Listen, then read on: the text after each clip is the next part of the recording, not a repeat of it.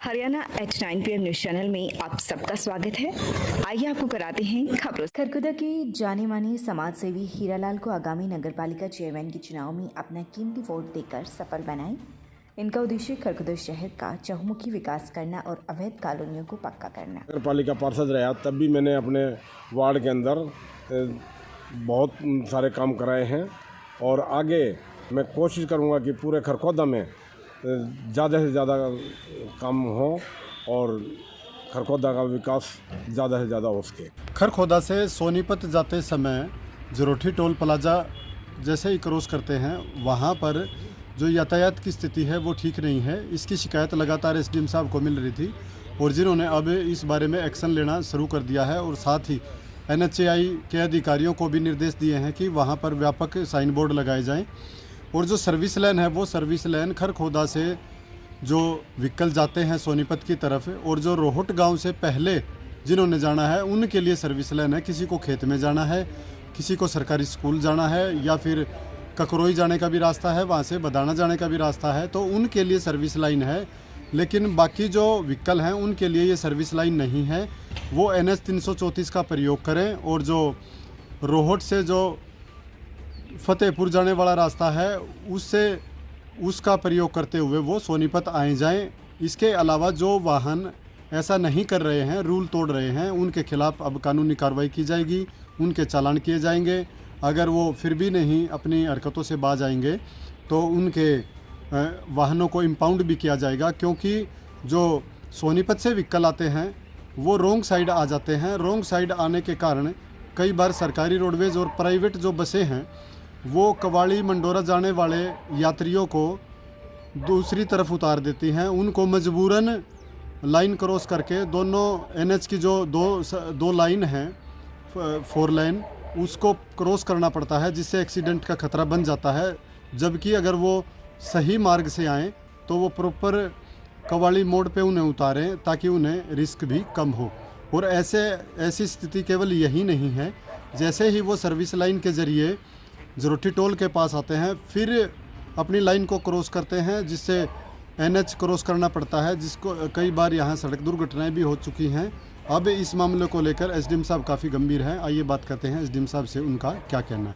जरोटी जो हमारा टोल है उस पर निरंतर मुझे शिकायतें मिल रही थी कि जो सोनीपत से जो व्हीकल आते हैं वो रोंग साइड फॉलो करके आ रहे हैं और जिसमें बड़े व्हीकल्स भी आ रहे हैं।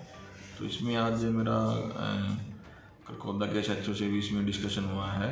तो इस संबंध में हम जो हाईवे हैं, हाईवे पर प्रॉपर साइनेजेस लगाएंगे और जो हैवी व्हीकल है जो इस तरफ से मूवमेंट कर रहा है उसको हम वहाँ से बंद करेंगे। वह उसके लिए मैंने ट्रैफिक पुलिस को भी आदेश दिए हैं कि जो इस तरीके से रॉन्ग साइड चल के आ रहा है, जो रॉन्ग तरीके से उसमें डायरेक्शन में ट्रैफिक के लिए व्यवधान उत्पन्न कर रहा है, उनका चालान किया जाए, उनको समझाया जाए।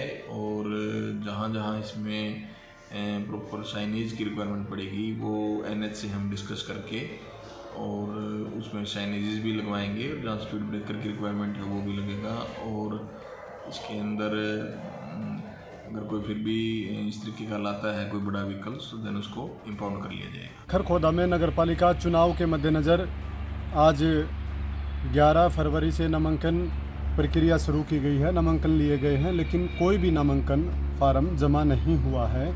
चेयरमैन की बात करें तो ममता मेहरा सैनी ने अपना नामांकन ले लिया है। उन्होंने 1 हफ्ते पहले ही ऐलान किया था कि वो चुनाव लड़ेंगी, क्योंकि सैनी बिरादरी उनके साथ है, उनका ऐसा मानना है। और सैनी बिरादरी की खरखौदा हल्के में सबसे ज़्यादा वोट हैं ये, और उनका ये भी मानना है कि उन्हें हर वर्ग का, हर जाति का उन्हें समर्थन प्राप्त है। इसलिए अब जो चेयरमैन की जो चेयरपर्सन की दावेदार हैं और उन्होंने नामांकन ले लिया है ममता मेहरा सैनी ने, आज इसी सिलसिले में उन्होंने एक सैनी समाज ने एक पंचायत भी बुलाई है ताकि उनके समर्थन में कि कैसे क्या विचार हैं ये सारी जानकारी भी ली जा सके। उधर दूसरी तरफ वार्ड 7 से सोनू उर्फ सोहनपाल ने भी अपना नामांकन ले लिया है। उनका कहना है कि जर्नल वार्ड है उनका और उन्होंने नामांकन किया है। वार्ड 7 की जनता उनके साथ है और वे वार्ड 7 के विकास के लिए लगातार कार्य करेंगे उन्हें हर गली हर मोहल्ले का समर्थन मिल रहा है। चेयरमैन और पार्षद के लिए जो क्वालिफिकेशन है या जो डॉक्यूमेंट साथ लगेंगे, अब हम उनकी जानकारी आपको दे रहे हैं। सबसे पहले नामांकन प्रपत्र, जो नामांकन फार्म मिलता है वो पूरा भरा हुआ होना चाहिए। अगर कोई आप किसी चीज़ के लिए एलिजिबल हैं या नहीं हैं तो उसमें लिखें हाँ या नहीं, खाली कोई भी कॉलम नहीं छोड़ना है। दूसरा, शपथ पत्र लगेगा एक, वो नोटरी से या मजिस्ट्रेट से अटेस्टेड होगा, जिसमें आपको ब्यौरा देना होगा आपका कहीं अवैध कब्जा नहीं है, आप पर आपराधिक मामला दर्ज नहीं है, आपके घर में शौचालय है, आपने कहीं सरकारी ज़मीन पर कब्जा नहीं किया हुआ है, आप इस जो पद है इसके लिए चुनाव लड़ने के लिए पात्र हैं, आपका वोट खरखोदा में बना हुआ है, आपका किस कैटेगरी का है, इस तरह की जो एक घोषणा है वो आपको देनी होगी। इसके अलावा एक घोषणा, स्वयं घोषणा पत्र भी आपको देना होगा, जिसमें आपको शौचालय के संदर्भ में आपको देना होगा, जिसमें लिखा हुआ होना चाहिए कि आपके घर में शौचालय है या नहीं है। शौचालय ज़रूर होना चाहिए, इसमें पुष्टि करनी है, ये कहते हुए देना है। इसके अलावा फ़ोटोग्राफ जमा कराना है, एक फ़ोटो लगेगा, साफ़ सुथरा फ़ोटो होना चाहिए, क्योंकि वो बैलेट पेपर पर भी आएगा, मशीन पर भी आएगा, ताकि धुंधला ना हो, वोट डालते समय आपका चेहरा पहचाना जा सके। इस तरीके का आप अपना फ़ोटो साथ संलग्न करेंगे। 10वीं क्लास की मार्कशीट आपको इसमें देनी है। अगर महिला उम्मीदवार है तो महिला को 8वीं जर्नल के लिए, और जो SC वर्ग है उसके लिए 5वीं पास महिला और पुरुष 8वीं पास, ये दस्तावेज़ आपको साथ अटैच करने हैं। SC कैटेगरी का अगर कोई SC और BC कैटेगरी का कैंडिडेट है, उसका आरक्षित वार्ड है, तो उसको BC और SC का सर्टिफिकेट भी साथ जमा कराना पड़ेगा। उम्मीदवार का नगरपालिका खरखोदा ज़मीन पर अवैध कब्जा नहीं है, इस बारे में भी एक अलग से स्वयं घोषणा पत्र आपको देना अनिवार्य है। नो ड्यूज सर्टिफिकेट 4 तरह के लगेंगे।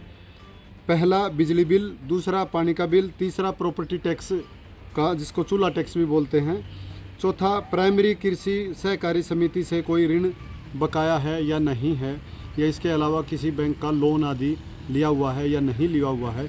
अगर किसी पर क्रिमिनल केस है किसी भी तरह का, तो उसको एक अलग से परफॉर्मा भरना है, वो नामांकन पत्र में भी है। और कुछ गाइडलाइन ऐसी भी हैं कि उन्होंने 2 समाचार पत्रों में या 2 टीवी चैनलों में भी उसकी अपनी ऐड करनी होगी, जानकारी लोगों को देनी होगी कि उन पर इस तरह के मामले दर्ज हैं। अगर बाद में नामांकन फार्म छटनी के दौरान ऐसा कोई मामला, शिकायत आती है, तो उनका नामांकन फार्म रद्द किया जा सकता है। यह संस्कृति ज्ञान परीक्षा में 108 विद्यार्थियों ने हिस्सा लिया। प्रताप स्कूल में यह प्रतियोगिता आयोजित कराई गई।